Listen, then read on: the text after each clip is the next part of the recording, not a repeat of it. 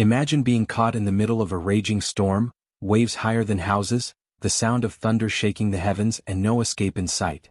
The ship you are on is breaking apart, fear takes over everyone, and survival seems impossible. Yet, one man stands calm, certain that divine guidance will lead him through. This is not just a story of survival, it's a story of unshakable faith in the face of death. Welcome to Divine War Stories, the channel where ancient battles of faith meet our struggles today. Here we bring to life powerful stories of courage, hope, and divine intervention, stories that remind us that no storm is too strong when faith is stronger. If you've ever faced a moment where everything seemed lost, this story will speak directly to your heart. Paul's journey began not on calm waters but in chains. He was a prisoner, carried across the sea by Roman soldiers, yet his spirit was freer than the waves surrounding the ship. The sky darkened, the wind howled, and the sea became a monster ready to swallow them whole. Sailors shouted, soldiers panicked, and hopelessness filled the air. But Paul stood firm not because the storm was small, but because his faith was greater. He reminded those around him that an angel of God had visited him, declaring that not one life would be lost, even though the ship itself would break. Think about that for a moment, being in the middle of a storm that threatened to erase you from existence, and still being able to say with confidence, "Do not be afraid, for God has promised we will live." Most people would collapse under the fear of drowning, but Paul became the anchor everyone desperately needed. His words were not just comfort, they were prophecy. He shifted the atmosphere on that sinking vessel from panic to hope. Imagine how powerful that is when one voice can turn fear into courage, simply by trusting divine guidance. The storm raged on for days. Sunlight disappeared, the stars were hidden, and time felt like it stopped. The men hadn't eaten in 2 weeks, trembling from hunger and fear. Yet Paul, filled with faith, broke bread in front of them and gave thanks to God. In the middle of chaos, he worshipped. This act alone reminded the men that if there is a God who hears gratitude during the storm, then surely there is a God who can bring them out alive. That simple meal turned into a holy moment, a reminder that even when everything around you collapses, faith can still feed the soul. Finally, the sailors spotted land. Their hearts leapt with a mixture of relief and terror. Relief that there was hope, and terror that the ship was too damaged to reach shore. The waves continued to hammer against the vessel until it cracked, splintering like fragile wood under the weight of divine power. Soldiers prepared to kill the prisoners, fearing they would escape, but the centurion stopped them, determined to save Paul.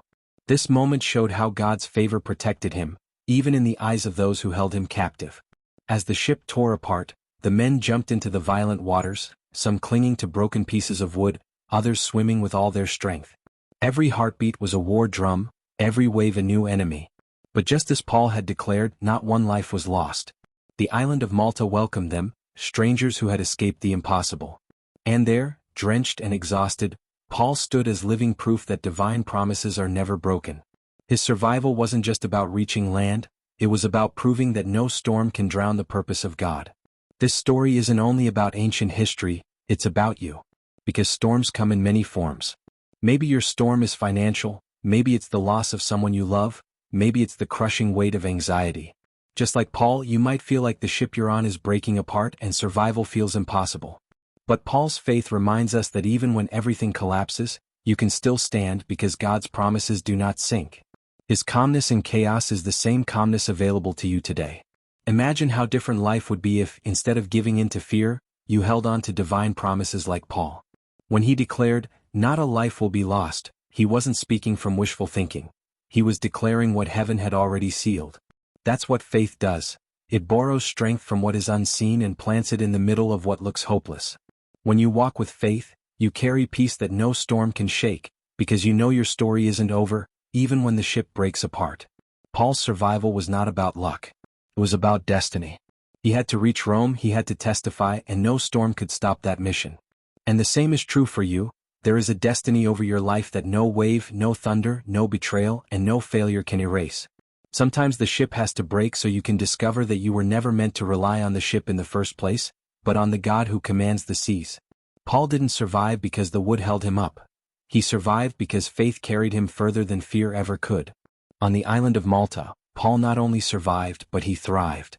He healed the sick, prayed for the people, and left behind a testimony that reached far beyond the storm. What was supposed to end him became the stage for miracles. And that's what storms often do, they strip away false securities and reveal the raw power of faith. Your storm might feel like an ending, but in reality, it can be the birthplace of something greater, something that transforms not just you, but everyone who witnesses your survival. So here's the question. What storm are you facing today, and how will you respond? Will you let fear dictate your choices, or will you stand like Paul, holding on to divine guidance that promises survival even when everything looks lost? Remember, faith does not promise calm seas, but it does promise safe arrival.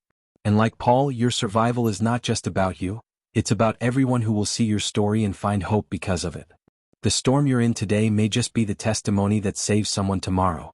If you are enjoying this video, please like, subscribe and hit the notification bell to help this channel reach more people. Now let's continue. After the shipwreck, the story did not end, it only transformed. The people of Malta showed unusual kindness, building a fire to warm the soaked survivors. Imagine that feeling. Stepping onto land after thinking you would die in the sea, the cold wind hitting your skin, the flames offering life. Yet even here, Paul's journey was tested again. As he gathered sticks for the fire, a viper struck his hand, hanging from him with venom ready to kill. Everyone gasped, waiting for him to fall dead, but Paul simply shook the snake into the fire, unharmed. Faith turned a moment of death into a testimony of divine protection. That scene is so powerful because it shows that surviving the storm doesn't mean the trials are over. Sometimes, right after you escape one danger, another rises. The question is, how do you react? Paul didn't panic, he didn't scream, he shook off what tried to kill him. And the same applies to us. Problems will cling to you, fears will try to poison your mind, and doubt will attempt to paralyze you. But faith teaches you to shake it off, to refuse to let the venom sink in, because what God has declared over your life is stronger than any attack against it. The people of Malta watched in awe as Paul stood unharmed. They expected death but witnessed resilience. That's the essence of living by faith. Your survival confuses those who thought you'd never make it. People might expect you to collapse under pressure, to break under pain, but when you keep walking, when you keep believing, your life becomes undeniable proof that divine strength is real. Just as Paul became a living sign on that island, your endurance can inspire others, showing them that storms and snakes don't have the final word. Soon after, Paul was invited into the home of the island's chief official, whose father was gravely ill. Once again, Paul's survival turned into service. He prayed, laid his hands on the man, and the man was healed. Word spread quickly, and soon the entire island came to Paul seeking healing. Think about this. If the storm had not happened, if the ship had not broken, Paul would have never reached Malta, and those people would have never experienced those miracles. What looked like destruction was actually divine redirection. The storm was not the end, it was the path. Your own storms may be guiding you somewhere unexpected too. We often pray for calm seas, but sometimes God allows the waves because He knows they will bring us to places where our purpose will unfold. If Paul had only seen the storm as punishment, he might have given up. Instead, he saw it as part of a greater plan. And maybe that's the shift you need today, to stop asking, "Why is this happening to me?" and start asking, "What is this leading me toward?" Because survival is not just about escaping, it's about arriving where you are meant to be. After months in Malta, Paul finally continued his journey to Rome. The storm had not stopped him, the snake had not killed him, and the mission had not been erased. He stood as living proof that no force of nature, no prison chain, no venom, and no fear can cancel divine purpose. And that's the heart of this story. Storms may delay you, but they cannot destroy you. Chains may restrict you, but they cannot silence you. Because when God writes your destiny, no storm has the power to erase the ink.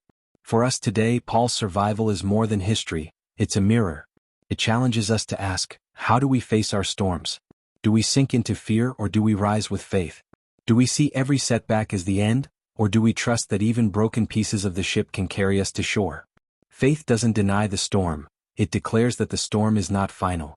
Just as Paul reached land clinging to wood, sometimes all you need is to cling to hope, to prayer, to one promise from God, and it will be enough to bring you safely through.